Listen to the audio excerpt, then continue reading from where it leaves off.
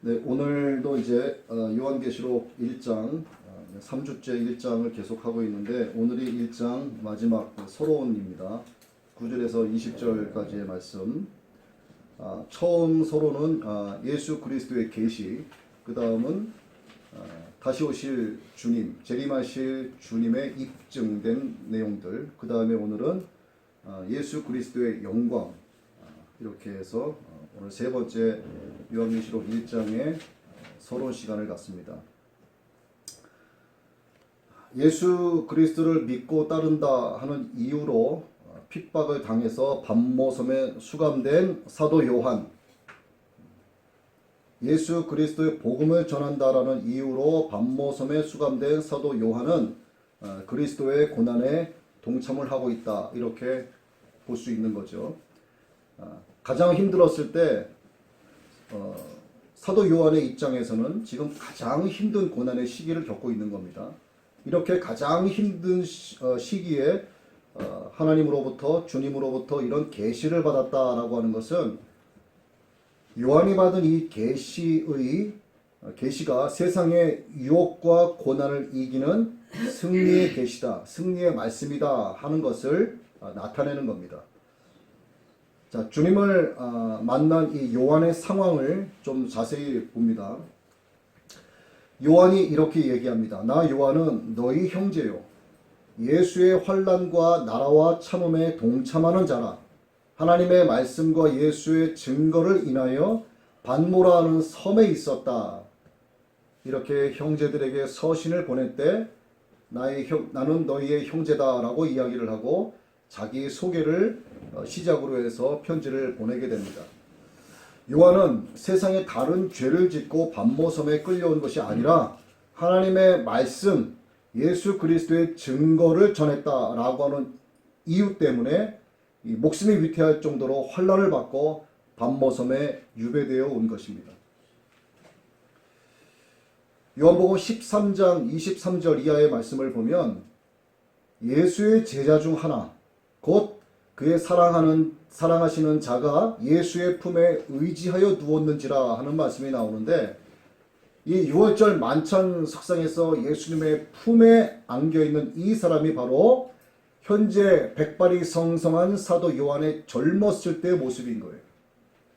그런데 벌써 어느새 백발이 성성한 노인이 돼서 예수 그리스도의 증인으로 살다 보니 고난과 핍박을 당해서 현재는 반모섬에 끌려와 있는 신세가 된 겁니다. 이 반모섬은요, 이 길이가 16km, 폭이 약 9km 정도 되는 아주 그냥 황량한 바위로 가득 찬 그런 섬이었습니다. 당시 그 황제 도미티아누스라는 사람은 아주 열등의식에 사로잡힌 사람이었어요. 그래서 더더욱 철저한 황제 숭배를 강조했었습니다. 그리고 자신을 신으로 승격시키는 짓까지 서슴지 않게 된 거죠. 그러다 보니까 자기 마음에 들지 않는 사람 취급을 하지 않고 짐승처럼 짓밟아 무참히 죽여버린 겁니다. 벌레 죽이듯이 아무렇지도 않게 잡아 죽이는 이런 온갖 만행을 다 저질렀죠. 당시 이런 배경 속에서 유배 생활을 하고 있는 이 늙은 요한에게 주님의 계시가 주어진 거죠. 자, 주님의 음성을 들은 이 사도 요한의 마음이 얼마나 기뻤겠습니까? 젊었을 때 자기가 주님의 품에 안겨 있었는데 그 주님의 음성을 들은 거죠. 그런데 놀랍게도 사도 요한은 주님의 음성이 들렸을 때 그 음성이 자기가 젊었을 때 품에 안겨 있었던 그 주님인지를 알지를 못했던 겁니다. 어쨌든 그래서 사도 요한에게 들려온 이 주님의 음성, 그래서 요한계시록은 믿는 자들에게 있어서는 소망의 계시다, 승리의 계시다 라고 하는 것. 자, 육신은 비록 반모섬에 유배되어 있는 초라한 죄인의 모습이었지만 영적으로는 완전하신 하나님의 영, 성령 안에 있었던 겁니다. 그래서 승리하신 그리스도를 만나는 영광을 맛보게 됐던 거죠. 광야에서 밤에 하나님을 만났던 야곱이 있었고, 또 창세기에 떨기나무 불꽃 가운데서 하나님의 임재를 체험한 모세가 있습니다. 이 모세라든가 야곱이 만났었던 하나님, 또 반모섬에서 이 백발이 성성한 아무런 비전도 발견할 수 없는 이 처참한 환경에서 주님의 음성을 들었던 사도 요한의 마음이 거의 같지 않았을까 하는 생각을 해보게 됐습니다. 사도 요한뿐만이 아니고 모든 희망을 잃고 장인의 양을 치고 있었던 모세도 그랬고, 삼촌 라반의 집으로 피신하고 있었던 야곱도 그랬고, 정말 어렵고 힘든 상황이었죠. 이런 공통적인 게 있습니다. 근데 이 세 사람뿐만이 아니고 사실 우리도 마찬가지예요. 우리가 예수 그리스도를 믿는다라고 하는 것 때문에 이 대한민국에서 아직까지는 어떤 핍박을 받거나 하는 건 없습니다만, 우리가 삶에 넘어지고 이 현실의 문제에 자꾸 자빠지고 깨지는 것 때문에 마음이 나약해지고 눈물 흘릴 때가 하루 이틀이 아니죠. 이렇게 우리 가운데도 육적으로 심히 공부하고 힘든 사람들이 꽤 많이 있습니다. 하지만 낙심하지 말라는 거예요. 영광의 주님께서 우리 한 사람 한 사람과 항상 함께하고 계신다라고 하는 사실을 아멘. 오늘 말씀을 통해서 다시 한번 우리는 깨달을 수 있게 되는 겁니다. 아멘.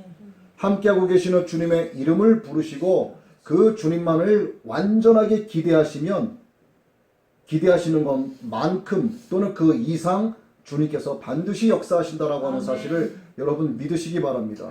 왜? 그 증거가 말씀에 나와 있는 거예요. 내 믿음대로 될지어다. 네가 믿고 기대한 만큼 내가 주겠다라고 말씀하시는 겁니다. 자, 이렇게 요한은 하나님의 영광스러운 영이 임하면서 주님의 나라의 계시를 받게 됩니다. 나팔소리와 같은 음성을 듣게 되죠. 그 음성은 아시아 7교회에 보내라 하고 명령하시는 처음이요 나중이신 그리스도의 음성이었습니다.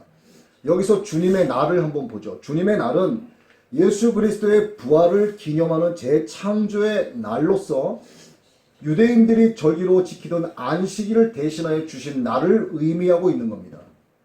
그리고 7교회에 보내라고 하신 것은 계시될 말씀들이 가감되지 않은 상태에서 기록되어져야 한다 하는 의미를 내포하고 있는 거예요.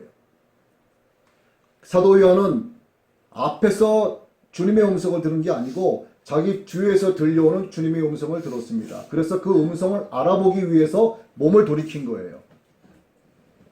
젊었을 때 들었던 주님의 음성인지를 깨닫지 못했다라고 하는 거죠, 이것이. 그 소리는 사람의 소리가 아니고 천사의 소리도 아닌 본이 예수 그리스도의 음성이었습니다. 그래서 계시록에는 예수님의 모습이 다양하게 나타나고 있는데 5장에는 죽임을 당한 어린 양으로 나타나고 있고 19장에는 백마를 탄 자로 나타나고 오늘 본문에는 나팔소리 같은 큰 음성으로 나타나고 또 15절에는 많은 물소리 같은 음성을 발하는 분으로 묘사되고 있습니다. 이렇게 나팔소리 같은 큰 음성을 듣고 놀라서 뒤를 돌아본 요한에게 보였던 것은 바로 7 금촛대였어요. 그리고 촛대 사이에 인자 같은 이가 발에 끌리는 옷을 입고 가슴에 금띠를 띤 모습을 보게 됩니다. 보니 그의 머리와 털의 희가 흰 양털같이 돼 있다. 그리고 눈같이 돼 있다. 이렇게 묘사를 합니다. 그리고 바라보니 그의 눈은 불꽃 같았다. 그리고 그의 발은 풀무불에 단련한 빛난 주석 같았다. 그의 음성은 많은 물소리 같았다. 그의 오른손에 7별이 있었다. 그 입에서 좌우에 날선감이 나오고 그 얼굴은 해가 힘있게 비치는 것 같았다라고 사도 요한이 묘사를 하는 거예요. 자, 요한에게 보인 것은 황량한 밤모섬, 그런 메마른 밤모섬의 전경이 아니라 어느 순간 보니 7 금촛대와 그 금촛대 사이에 인자 같은 이가 서 계신 것을 보았다라고 하는 겁니다. 자, 구약에서 사용된 촛대는 이 하나의 촛대에 7개의 가지를 가진 촛대였어요. 그런데 여기서는 7개의 독립된 각각의 촛대가 나타났습니다. 이 촛대에 대해서는 20절에 해석이 되어 있어요. 내가 본 것은 내 오른손에 7별의 비밀과 또 7 금촛대라. 7별은 7 교회의 사자고 7 촛대는 7 교회다. 이렇게 해석을 해 놓았습니다. 자, 7개의 금촛대는 바로 7 교회를 상징하는 거죠. 그리고 7 교회의 명단은 에베소, 서머나, 버가모, 두아디라, 사데, 빌라델비아, 라오디게아 교회다. 이렇게 기록을 하고 있습니다. 자, 이 7교회는 당시 소아시아에 있었던 대표적인 교회들의 실제 이름이라고 제가 말씀을 드렸죠. 지금까지 세계 만국의 모든 교회들을 대표하는 성격을 또한 가지고 있다라고도 말씀을 드렸습니다. 주님께서 재림하시는 날까지 이 땅에 존재하게 될 앞으로의 모든 교회들도 이 7교회가 상징하고 있는 거예요. 주님은 이 7교회에 요한이면 모든 것을 기록해서 보내라 라고 말씀하신 겁니다. 즉, 이 땅에 존재하는 모든 교회는 요한계시록의 말씀을 읽고 듣고 묵상해야 된다라고 하는 것을 말씀하시는 겁니다. 요한계시록은 특정한 사람들만 읽고 어떤 성경학자만 읽고 해석하는 것에서 그치는 말씀이 아니라 그들의 전유물이 아니라 우리 모든 성도들이 반드시 읽어야 할 말씀이다라고 하는 것을 이 땅의 모든 교회가 읽어야 할 말씀이라는 것을 말씀해주고 있다 이 말이죠. 여기서 교회를 금촛대에다가 비유한 이유가 있습니다. 금이라고 하는 것은 뭔가요? 천한 것을 의미하는 게 아닙니다. 금이라고 하는 것은 아주 고귀한 것을 상징하는 거예요.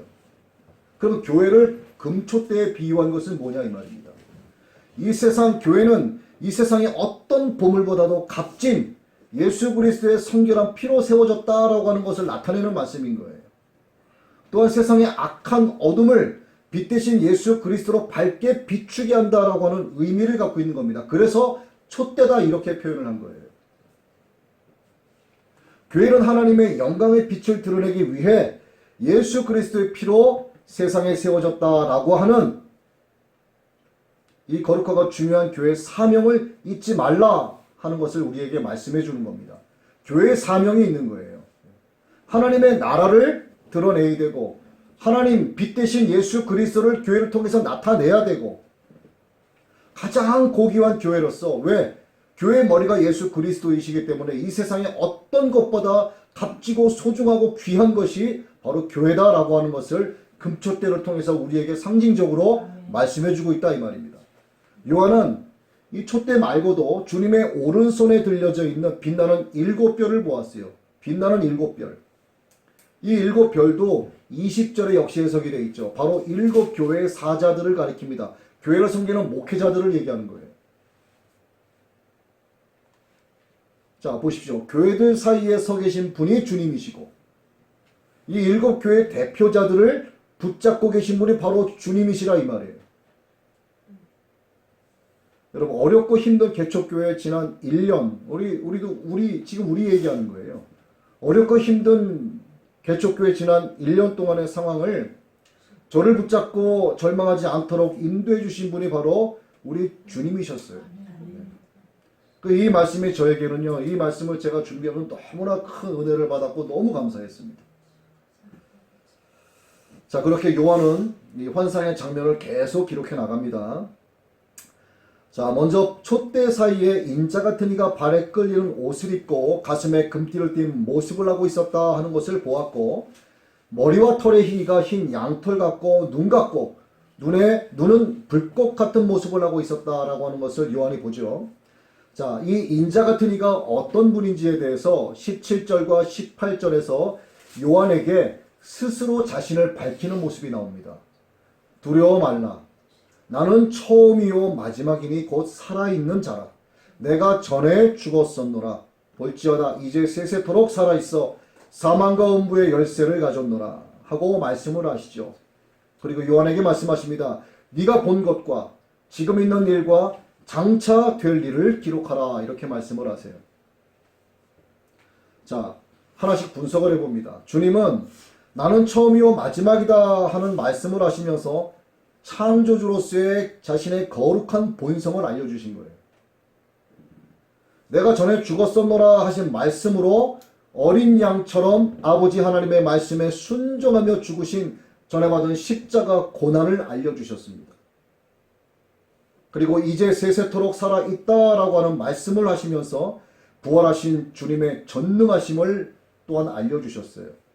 그리고 사망과 음부의 열쇠를 가졌다 하는 말씀으로 주님의 직무와 권위를 알려주심과 동시에 보이지 않는 세계를 다스리는 주권자 되심을 또한 알려주신 겁니다. 그리고 네가 본 것과 지금 있는 일과 장차 될 일을 기록하라 하는 말씀으로 세상을 향하신 만군의 통치자 하나님의 세부적인 뜻과 계획을 알려주신 거예요. 이렇게 두 줄밖에 안 되는 주님의 말씀 안에 정말 창세로부터 하나님의 뜻이 이 땅에서 종말로 나타나는 모든 것이 이 두 줄의 말씀 안에 다 들어가 있는 겁니다. 즉 처음과 마지막이 되시고 전에 죽었었던 분으로 스스로 밝히신 인자 같은 이는 바로 예수 그리스도이시다라고 하는 것을 우리가 알 수 있는 겁니다. 또 구약의 종말론에 해당하는 다니엘서가 있죠.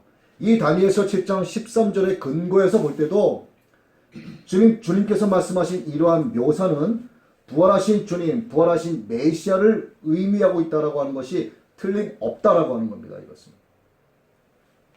자, 정리를 다시 한번 해보면 요한은 인자 같은 이를 보았는데 인자 같은 이 요한이 본 분은 십자가에 못 박혀 고난받는 예수가 아니라 부활하셔서 세세토록 살아있어 사망과 음부의 열쇠를 가지신 영광의 주님을 보았던 거예요.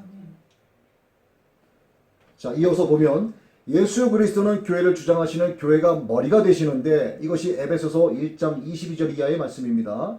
예수 그리스도의 머리가 되시는데 발에 끌리는 옷을 입으셨다라고 하는 것은요, 대제사장이시다라고 하는 것을 의미하는 겁니다. 대제사장. 그리고 가슴에 금띠를 띠셨다라고 하는 것은 만왕의 왕이시다라고 하는 것을 나타내는 거예요. 결국 지극히 위험하시고 높으신 분의 옷차림을 하고 있었다 하는 겁니다. 발에 끌리는 옷을 입으신 대제사장은 히브리서 4장 14절에 나오고 요한계시록 19장 6절 말씀에는 만왕의 왕이시다라고 하는 것이 나옵니다. 그리고 계시록 1장 5절 말씀을 보면 예수님은 땅의 임금들이 머리가 되신 왕 중의 왕으로 또한 소개되고 있습니다. 오늘 요한이 본 이 주님의 이 옷차림을 통해서 왕의 왕으로 재림하실 주님의 모습을 우리로 하여금 미리 그려볼 수 있게 해준다 이 말이에요.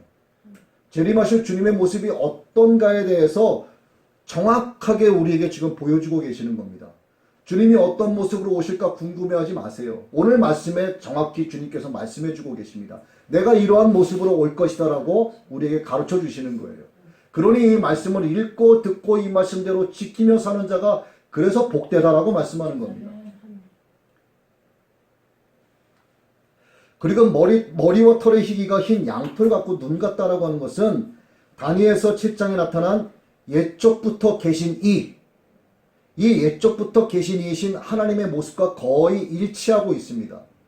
삼위 하나님 중에 성자 하나님이심이 틀림없다라고 하는 것을 가르쳐 주시는 거예요. 곧 순수와 완전을 상징하는 겁니다. 주님의 절대적인 순결성을 의미하고 있는 겁니다. 이것을 뒷받침해 주는 말씀이 히브리서 4장 15절의 말씀이고 또 요한일서 3장 5절의 말씀입니다. 자, 그 다음 불꽃 같은 눈은 만물을 꿰뚫어 보시는 심판하시는 눈을 얘기하는 겁니다. 철저한 전지적 통찰력을 가지신 분이시다 하는 것을 불꽃 같은 눈을 가지신 분으로 상징적으로 묘사하고 있습니다. 자, 그 다음 발을 볼까요? 풀무불에 단련한 빛난 주석 같은 발, 이렇게 묘사를 했습니다. 이것은 무서운 심판자를 나타냅니다. 즉 불순물이 제거된 금과 구리의 합금이 주석 아닙니까? 이 불순물이 제거된 금과 구리의 합금인 주석이 빛나는 것처럼 주님의 발의 힘과 안정성을 가지신 권세자이시다라고 하는 것을 보여주는 말씀인 거예요. 그리고 그 음성에 많은 물소리 같다 하는 것은 세상의 모든 권위와 권세가 그분의 말씀 안에 다 들어있다라고 하는 것을 나타내고 있는 겁니다. 이것을 근거하는 말씀이 마태복음 7장 29절의 말씀이에요. 자, 그 다음 중요하죠. 오른손에 7뼈를 붙잡고 있다라고 하는 말씀. 오른손. 여러분, 오른손과 왼손이 나타내는 것은요, 큰 차이가 있습니다. 오른손에 7뼈를 붙잡고 있다라고 하는 이 말씀의 오른손은 소유와 보호와 통제를 상징하는 말씀이에요. 7 교회의 사자들, 곧 교회에 하나님이 세우신 목사들은 하나님께서 붙잡고 계시고 하나님께서 보호하고 계시고 하나님께서 소유하고 계시다라고 하는 뜻입니다. 입에서 좌우의 날성검이 나온다는 것은 히브리서 4장 12절의 예리한 말씀을 나타내는 거예요. 그리고 여기서 검은 헬라어로 룸파이어라고 하는 길고 무서운 검을 말하는데 이 검에는 두 가지 성격이 들어있습니다. 하나는 심판하시는 도구로서의 검, 하나는 자기 백성을 구원하시는 도구로서의 검이에요. 이렇게 두 가지의 성격을 갖고 있다 하는 거. 자, 1장 3절에 뭐라고 기록되어 있습니까? 이 예언의 말씀을 읽는 자와 듣는 자와 그 가운데 기록한 것을 지키는 자는 복이 있나니 때가 가까움이라. 자, 이것을 반대로 한번 표현해 봅니다. 이 예언의 말씀을 읽지 않는 자와 듣지 않는 자와 그 가운데 기록한 것을 지키지 않는 자는 저주가 임할 것이라는 것과 똑같은 거예요. 하나님의 말씀은요, 항상 양면성을 가지고 있습니다. 복에 관한 말씀도 뒤집어 생각하면 양면성의 말씀이고요. 저주에 관한 말씀도 뒤집어 생각하면 복에 관한 말씀인 거예요. 성경에 기록된 복과 저주의 기준은 결국 하나님의 말씀을 지키느냐 지키지 않느냐 그 차이입니다. 지키면 복이고 지키지 않으면 저주라 이 말이에요. 지키면 주님의 입에서 나오는 좌우의 날선 말씀의 검이 우리를 보호하고 구원해 주시는 것이고, 지키지 않으면 주님의 입에서 나오는 좌우의 날선 말씀의 검으로 심판을 받게 된다 이 말이죠. 그래서 계시록은 믿는 자들에게 소망의 메시지가 되지만 믿지 않는 자들에게는, 하나님을 마음에 두기 싫어하는 자들에게는 두려운 메시지가 되는 거예요. 여러분께는 이 요한계시록이 소망의 메시지가 되시길 주님의 이름으로 축복합니다. 자, 다음. 그 얼굴은 해가 힘있게 비치는 것 같다, 이렇게 묘사를 합니다. 이것은 주님의 모습이 정오의 태양같이 경외감을 유발시키는 모습이고 또 크고 깊고 놀라우신 은혜와 영광의 모습이다라고 하는 것을 이렇게 나타낸 거예요. 자, 이 모습은요, 여러분 뭐가 생각이 납니까? 사도 바울이 다메섹 도상에서 만난 빛나는 주님의 모습을 떠올리는 거예요. 하나님은 빛이시라. 우리 주님이 빛이신 거예요. 빛. 자, 이 예언의 말씀은 읽는 자와 듣는 자와 그 가운데 기록한 것을 지켜서 신앙생활하는 복 있는 자들은 어둠을 등지고 빛이신 주님께로 나아가는 게 되는 거죠. 그러나 반대편의 선자들은 빛이신 주님을 등지고 어둠을 향해 달려가는 겁니다.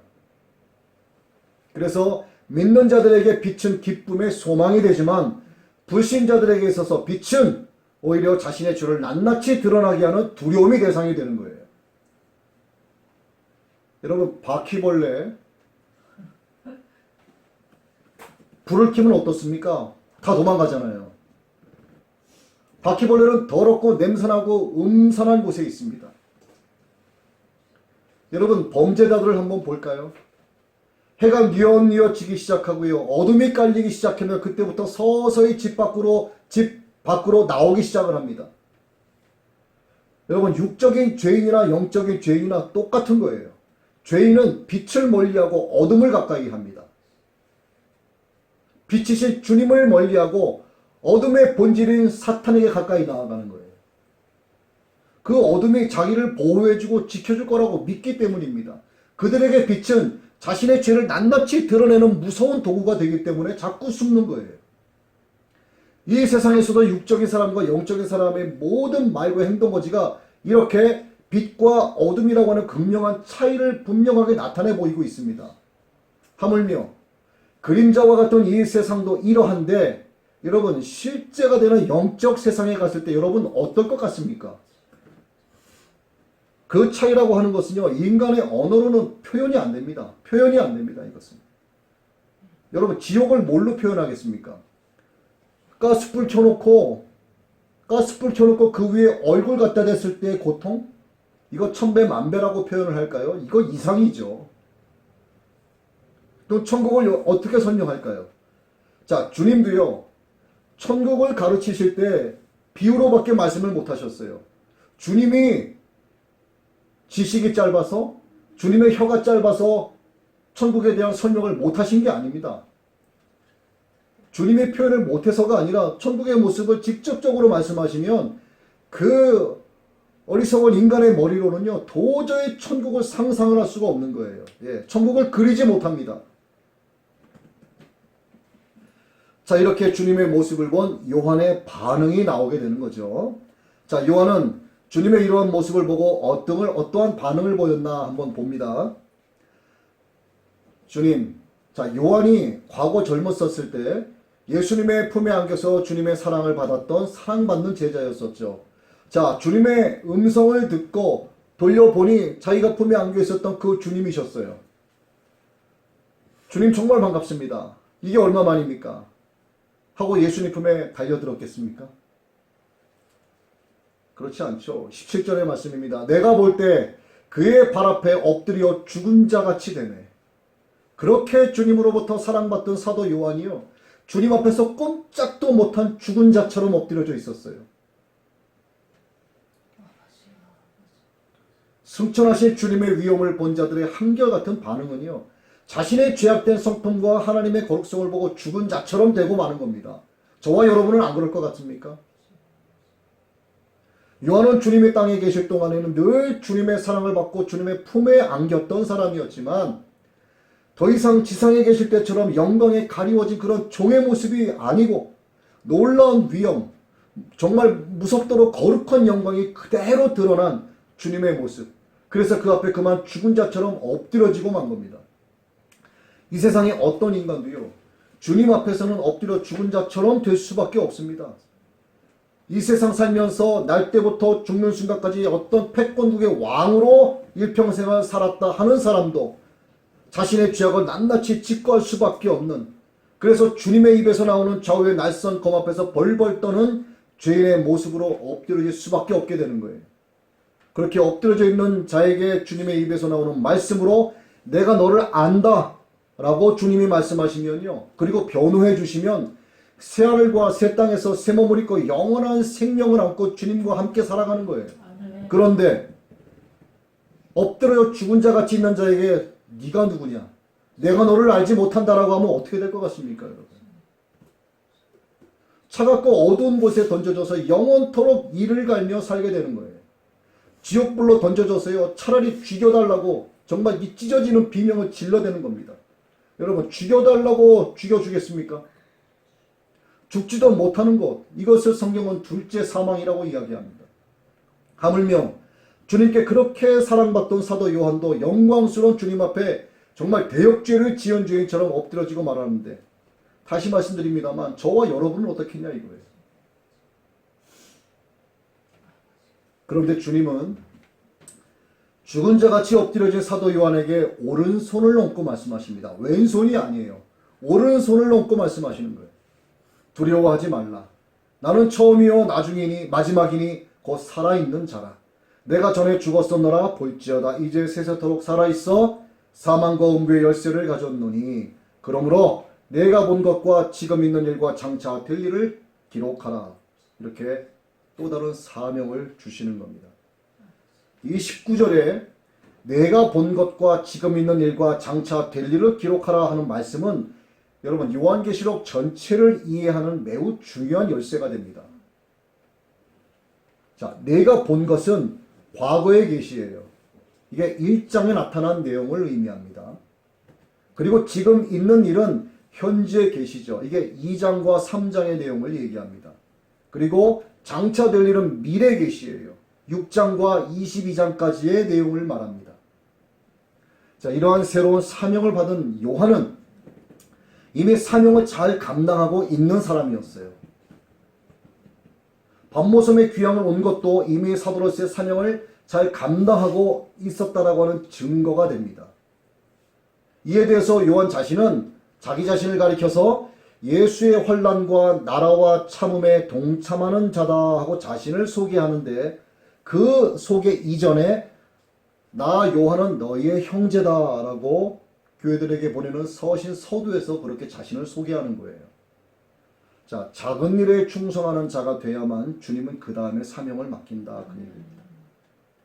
주님으로부터 받은 여러분의 사명이 무엇인지 여러분들도 말씀 앞에 반드시 무릎 꿇고 정말 가만히 묵상하면서 생각을 해보셔야 합니다.